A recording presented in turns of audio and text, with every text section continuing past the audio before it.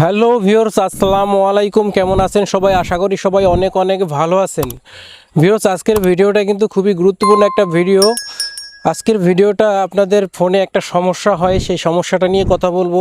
সেটা হচ্ছে don't cover টিস earphone. এই সমস্যাটা কেন আসে এবং এটা কিভাবে বন্ধ করবেন সেটা প্র্যাকটিক্যালি আপনাদেরকে দেখিয়ে দেওয়ার চেষ্টা করব। তো বন্ধুরা, ধৈর্য সহকারে সম্পূর্ণ ভিডিওটা দেখার চেষ্টা করবেন, তাহলে এখান থেকে আপনাদের হেল্পফুল হবে। বন্ধুরা, আপনি যদি আমাদের চ্যানেলে নতুন হয়ে থাকেন তাহলে অবশ্যই চ্যানেলটাকে সাবস্ক্রাইব করে দিবেন আর একটা লাইক করে দিবেন। লাইক করে দিলে কি হয়, এই যে আপনাদের জন্য কষ্ট করে সুন্দর সুন্দর ভিডিও আপলোড করি, সেটা তৈরি করার ইচ্ছা অনেকটা বেড়ে যায়। তো বন্ধুরা, বেশি কথা বাড়াবো না, চলে যাই মূল ভিডিওতে।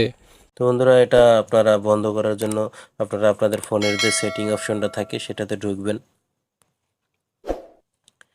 সেটাতে আসার পরে একটু টেনে উপর দিকে তুলে নিচে যাবেন।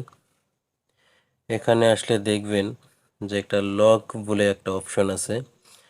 এই যে ভালো করে খেয়াল করবেন, এই যে লক বাটনটা আছে, লক অপশন, এটাতে ক্লিক করবেন। ক্লিক করে একটু উপর দিকে টেনে তুলবেন। উপর দিকে তোলার পরে এখানে দেখতে পাচ্ছেন লেখা আছে পকেট মুড। এই পকেট মুডটা এখানে আমার অফ করা আছে। জাস্ট আপনারা এটাকে বন্ধ করে দিবেন। জাস্ট এখানে কাজ কিন্তু এরকমই, এতটুকুই, এর বেশি আর এখানে কিচ্ছু করতে হবে না আপনাকে, জাস্ট এখান থেকে বেরিয়ে যাবেন। তো বন্ধুরা, আর একটা কথা বলে নিতে চাই, আমি কিন্তু আপনাদেরকে যে প্রসেসটা দেখালাম এটা কিন্তু আমি রেডমি ফোন থেকে দেখিয়েছি। তো আপনাদের যদি অন্য অন্য কোনো ফোন থাকে বা ফোন হয়, সেক্ষেত্রে কিন্তু এখানে এই যে লক অপশনটার ভিতরে পকেট নাও থাকতে পারে।